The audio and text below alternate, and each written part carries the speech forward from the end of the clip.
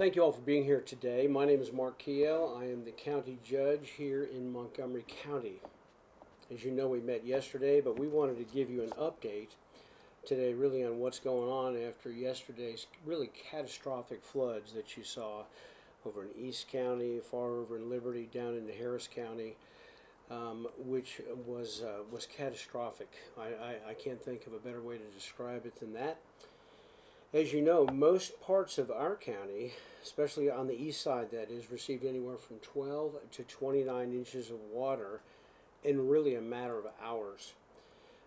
This has produced unprecedented flooding in East Montgomery County. First responders, they worked around the clock yesterday into early morning hours and affected upwards of between 600 and 700 water rescues. As of right now, the water rescues have slowed to almost zero, and at this time we've entered really into the recovery phase, of which we're just going to talk a little bit about today, because in order to really better understand the damages of what's going on, we've got in this recovery to get out and really see what's going on. We have people right now out looking, driving on boats, and we have with us, though, here in emergency management, we have Kevin Bates and also Miranda Haas, who are going to share with us about some of those things. Specifically, Kevin, if you would come and tell us a little bit about what's going on, what has taken place with civilian rescues, and also how to go about reporting damage, and how are we assessing the damage that has been done. Can you come and share that with us, sir?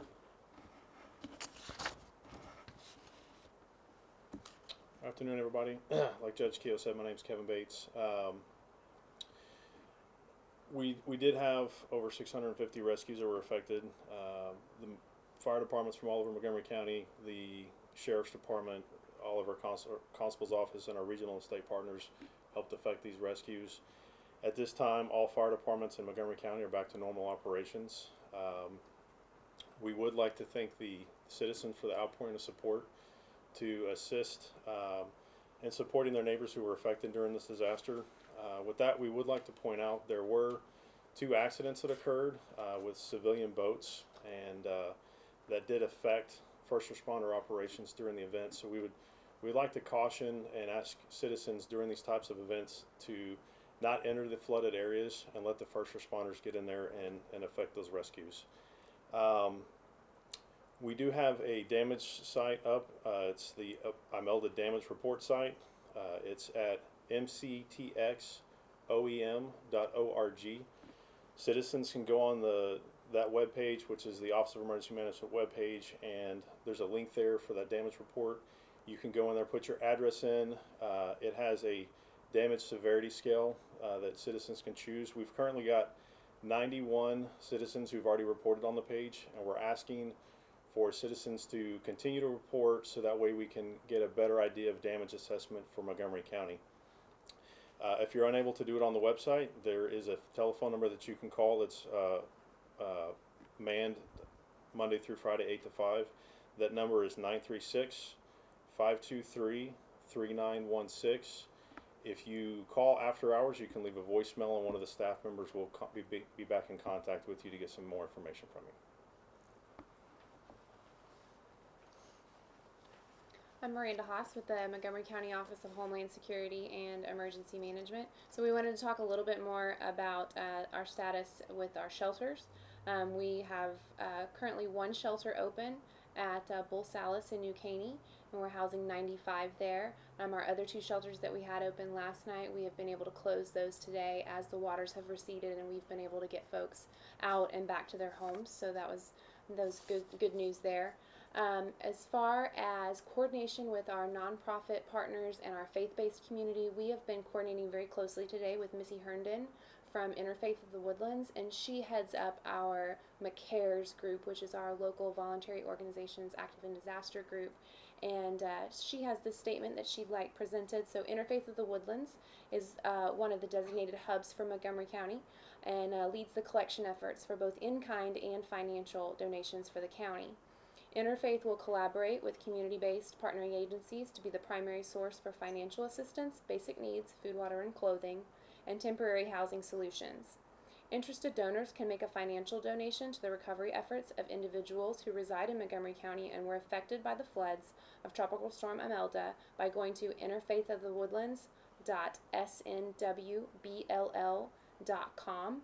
100% of the funds raised will stay local and support our neighbors right here in Montgomery County.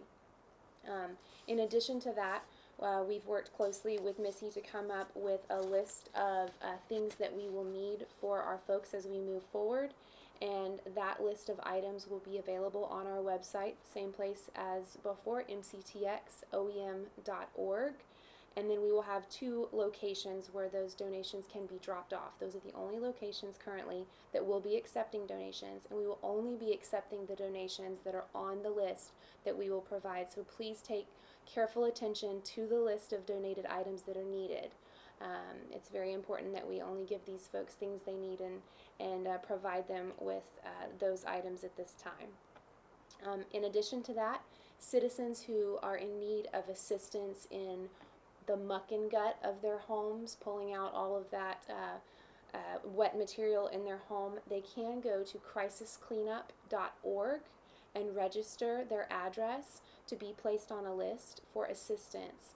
Now, this is not a guarantee of assistance, and it is nonprofit faith-based groups that answer those calls. So it would not be professional service, it would be church groups and our nonprofit partners out of the goodness of their heart that will come and assist you with cleaning up your home if you register on that list. Again, if you're unable to do that online, you can call our hotline 936-523-3916, and our ladies there can assist you with doing that online as well. All right. Again, thank you for being here today. Are there any questions that you have before our time stops today? Apologize to Channel 45. It's sitting here on the edge. A lot of people asking, There we go. with the cleanup now going on, a lot of the Repeat that, a lot of please. I'm people sorry. asking about the damage to, property damage and such as that. Yeah. Dumping it, heavy pickup for the stuff. Is there any plans set up yet, or what do they do with this Well, stuff? after they get out of the we're in house? the process of still assessing, but Kevin Bates, who is here, is prepared to share with us a little bit about that. Okay. Kevin, why don't you come on up and let's talk about that, if you would, please. Sure. One of the reasons it's so important that we get that information from citizens on our website and phone calls is so that we can do the damage assessment, so that we can realize what resources are going to be needed to help clean up the debris, the affected areas that we're going to need to focus on. So the more information that we can gather at this point, the better response the county is going to be able to provide to the citizens. Right now, we're still formulating our action plan on how we're going to do the debris removal. And so, again, over the next couple of days, we're gathering that information, and we'll try to provide better information when we get more information. I've got a lot of people already pulling stuff out of houses now. What do they do with that stuff? Just put it at the roadside, put it out in front of the house? What's the best thing? You got a weekend ahead of time to start cleaning some stuff out. Sure. Yeah, at this point, they get it out of their house, get as much of the junk, the dirt, the mud, take it out to the front, and we'll just take it from there. It's still within 24 hours of what has taken place here, and we're still assessing that. I did talk to Commissioner Metz, also talked to Constable Rowdy over in East County, and of course, Constable Rowdy, he's been on a boat since 5 o'clock yesterday morning until 7 o'clock last night, but then they're still working on some issues with people. Not that they're out rescuing them, but with their equipment stuff that's still in the water. Also, Commissioner Metz told me that they've been out, and he's got crews that have been out working all night long. There's still some damage to some of the smaller bridges and whatnot out there that they're working on. And so the whole effort still is, there's still a lot of unknowns in this, and we first need to see the assessment, but we're ready to go and have the resources available when we need to do that, and we will know that fast. I mean, within a few hours, we'd be able to have that resolved. Yes? What are you hearing from area schools if they need any help? What are we doing for area schools if they need help? Well, right now we know that over at Conroe Independent School District, New Caney High School, or one of the schools over there, Caney Creek, had about 4 inches of water in it. We're still waiting on an assessment. They are not having school on Monday. I talked to Curtis Knoll on that not too long ago, the superintendent, and they're out there right now assessing the damage and determining what they're going to do. Yes. Just to clarify, Conroe ISD will have school Monday. Only Caney Creek High School will be out that day so that the school can be repaired. So all other schools will be in Conroe ISD Monday. Just Caney Creek will be out that one additional day. So Correct. they expect them to be back into that building on Tuesday. Very good. Yes. What's the current situation on the roads? We know that there's still some of them that aren't accessible, correct? Correct.